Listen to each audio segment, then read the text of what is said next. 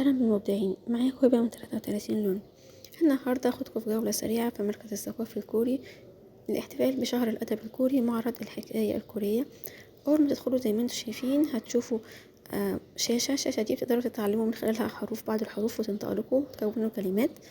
بعد كده في معرض مسخر عن بعض الحاجات من الثقافة الكورية زي أدوات الكتابة، زي أدوات الزينة، بعض اللوح بالرسومات المميزة بتاعتهم. بعد كده بقى في أجواء رمضانية، وجنبها على طول بقى معرض الحكاية الكورية احتفالا بالأدب، شهر الأدب الكوري.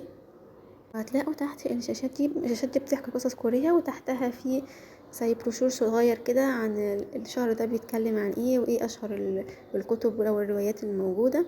ندخل بقى على طول برضو في بعض عرض جانبي لبعض الكتب اللي موجودة عشان شهر الأدب الكوري. وطبعا في أجواء رمضانية، دي الكتب اللي موجودة تقدروا تروحوا لو انتوا هناك تمسكوها تقروا منها، تصوروا بيها.